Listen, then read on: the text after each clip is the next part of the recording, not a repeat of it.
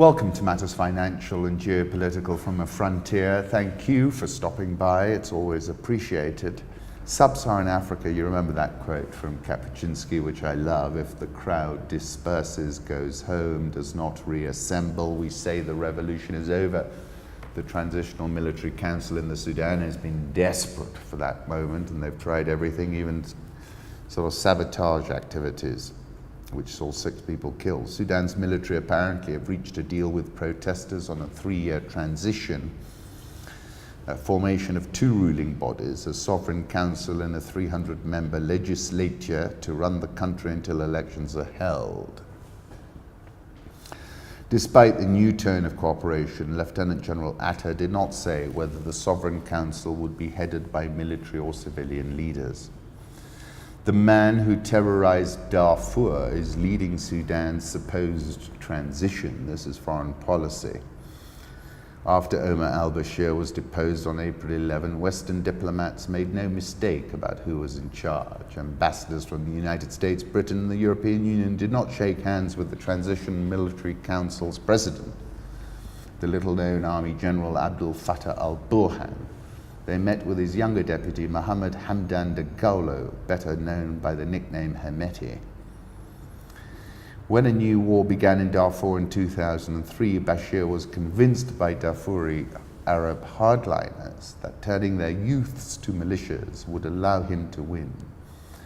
By creating the Janjaweed and relentlessly empowering them under Hemeti, the Sudanese regime has created a monster it cannot control, and who represents a security threat not only for Sudan but also for its neighbors. He's the favorite of the UAE and Saudi Arabia, probably exactly for those qualifications, no doubt. Malawi is Southern Africa's next big election. Male guard in its population is predominantly rural, and it has to rely disproportionately on foreign aid. It has been ranked the 4th poorest country in the world, and more than half of its 18 million people live below the poverty line. My wife's family comes from there. It's actually a very, very beautiful place. Mutharika and his ruling party face stiff competition this year from his vice president, Solos Chilima, who's running under the banner of the United Transformation Movement, and from the Malawi Congress Party, which has entered into an alliance with Joyce Banda's People's Party. Of course, Dr. Hastings Banda ruled the country with an iron fist for 30 years until 1994. Quite a character with his Homburg hat. He was a doctor.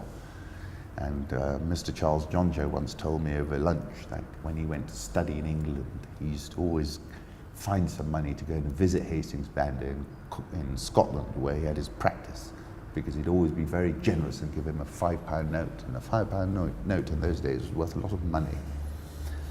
And this is a photograph of the Lake Malawi, which is also very beautiful. South Africa burdened by utilities, Eskom's near $35 billion debt, and that sums it all up. It's huge. South African all shares up 6.63% year to date. Dollar rand. Look, keep an eye on this chart. This is all about China, emerging market contagion. Egyptian pound, that's been probably the best performing currency in the world. MTN confirms that it'll list its Nigeria subsidiary tomorrow. Quite a moment for the Lagos Stock Exchange. It will be the first mobile phone company to list on it, Paul Wallace. Further update sets the initial price at 19 Naira a share. That will give it a market cap of $5.1 billion, second only to Dangote Cement. The Nigerian all shares down 9.55% year to date. The Ghana Stock Exchange is down 3.39% year to date. Military stakes stymies $4 billion Zimbabwe platinum project. This is the project which was the Afrexim Bank has the mandate to raise the money for the mine, a joint venture between Russian and Zimbabwe investors. The bank provided $192 million of its own funds, but meetings in the past year with investors, including South Africa's Public Investment Corp, failed to bring additional commitments. Sticking point is a Zimbabwe military company that once was the subject of US sanctions. Zimbabwe Defense Industries Limited and Zimbabwe Mining Development Corp together hold 30% of the joint venture known as Great Dyke Investments.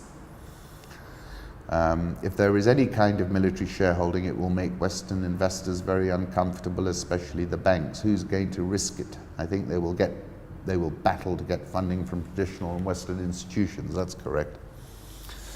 Afrexim is in there big time. And obviously this was one of their strategies to get their money back, I suppose.